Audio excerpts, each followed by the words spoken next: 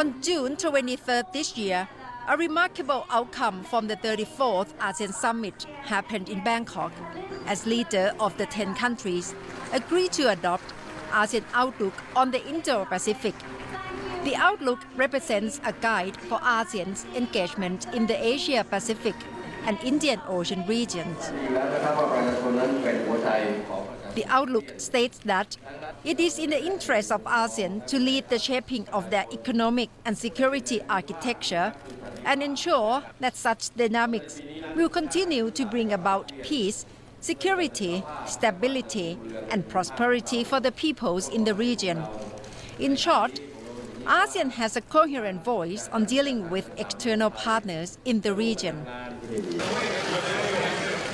After the summit, General Prayut Chan-o-cha, Thai Prime Minister and Chair of ASEAN, presented this concept to G20 meeting summit in Osaka, Japan.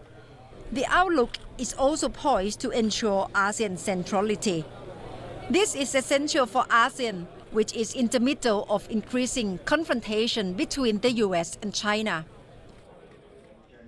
A roundtable discussion organized by the Economic Research Institute for ASEAN and East Asia, or AREA, brings experts of ASEAN to exchange challenges for the group in time of growing tension globally and regionally.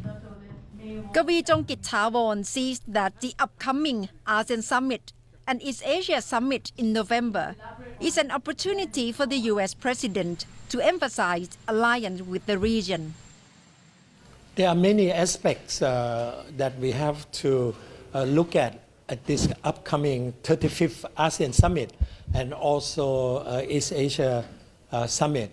Of course, everybody is waiting whether President Trump will come to attend various ASEAN-related meetings or not.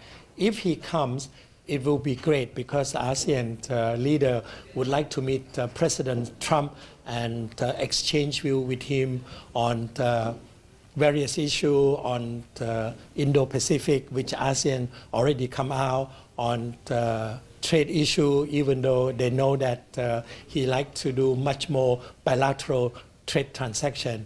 And also the most important also, if Trump comes, if can promote ASEAN US relation, which is very important. You have to notice one thing, even though President Trump tried to destroy legacy of President Obama on various issues, on TPP, on the Iraq nuclear deals, on climate change. But one thing President Trump has not yet done, that is to destroy Obama policy toward ASEAN. The only thing that he has not yet done has been to appoint ambassador in various countries, including the ASEAN ambassador in Jakarta. So we have to watch. If Trump could not make it this time in Bangkok, it will be a big loss for America because it will weaken American position in the region amid the trade war. You know, actually, United States need ASEAN support at the moment, at this crucial time. If Trump could not come, it will be a big loss for America because Chinese leader will always come to ASEAN meeting. I have to remind you, Chinese leader have never missed even one summit since they established relation with ASEAN 28 years ago. Amidst rising tension between the two superpowers on trade war, rising nationalism, and anti-globalization, ASEAN maybe matter even more as the bloc has moved from cooperation on security during Cold War to economic cooperation, according to the president of AREA. The area had studied the stock take for 50 years since the establishment of the ASEAN, and now I'm confident ASEAN Centrality is a kind of the achievement of collective leadership in this region for the common prosperity. That is very important, not only for ASEAN. The prosperity in East Asia, ASEAN Centrality is a core asset. But in order to make ASEAN Centrality more realistic, ASEAN One Voice. ASEAN Centrality is always strengthened to face the crisis. After the Cold War, after the Asian financial crisis, after the Lehman shock, always ASEAN faces this kind of difficult situation. ASEAN Centrality will be strengthened and materialized. That this year, after the financial crisis, that was happened in Thailand. But this year, the trade war between United States and China, Thailand took a remarkable achievement. Outlook on Asia in the Pacific is really verification of the materialization of ASEAN Centrality. I'm very proud of Thai's successful chairmanship, and also I'm looking forward to the coming ASEAN summit, RCEP. I hope materialized. That is everybody. The prosperity for East Asia region, the crystal materialization of ASEAN Centrality is materialization RCEP, and this will be support a strong message for the multilateral trade system, and RCEP is not a block, that is open.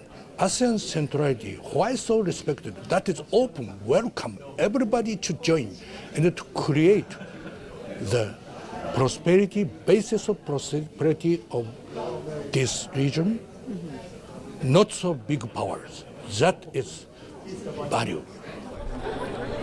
Another leading agenda from coming ASEAN Summit is to conclude the Regional Comprehensive Economic Partnership, or RCEP, a proposed free trade agreement between ASEAN and 6 FTA partners: China, Japan, India, South Korea, Australia, and New Zealand.